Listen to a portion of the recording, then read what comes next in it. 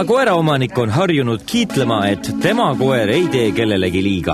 See ei vasta aga pahatihti tõele. Kui peremeest näha pole ja aasal kepsleb maitsev suutäis, võib ka taltsas õuevalvur sekundiga verehimuliseks murdjaks muutuda. Harjumaal Maidla külas Jänesmaa talu Karjamaal juhtus halastamatu klapperjaht. Peeter Kombe koerad, hunt ja kutsikas tegid aasal täielikku hävitustööd ja murdsid naabri lambaid.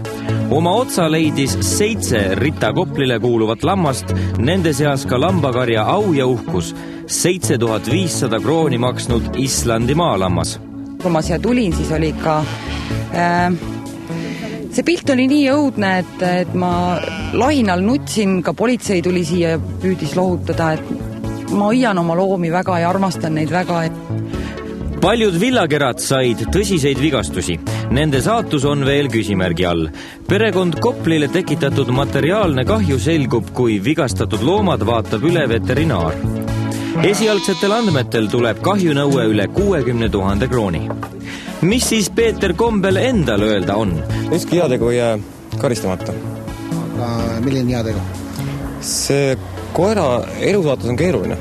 See jäeti rihma kunagi puuerde surama, 3 aastat tagasi. Ja kui ma seda korjasin, siis oligi niisugune röötsus ja näljas ja hänus ja võtsin endale. Tulem käes, võtta täiskasvanud koer endale. Kuidas siis juhtus, et need koerad lahti pääsesid? Ei tea, peab meid küsima. Ise kodus ei olnud? Ei olnud kodus, jah, kahjuks.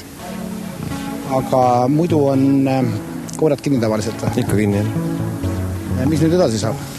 Ei tea, eks aeg näitab praegu, et natuke asi rahuneb ja seedib asja ja eks siis teeb mingi otsuse.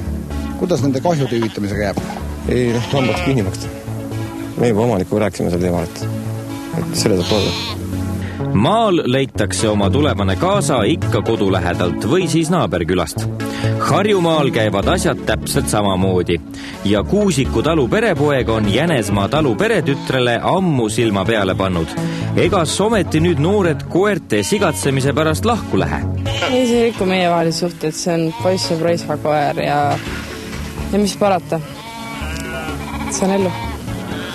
Mis sa arvad, mis nende koertega peaks tegema või siis nende peremehega? Ei, peremehega peaks, koerad tuleks kindlasti magama panna. Ma arvan, et see on kõige õigem variant. Et nad on siiski peremaitse on neil suus ja nad teavad, kuhu tulla, kui nad lahti saavad.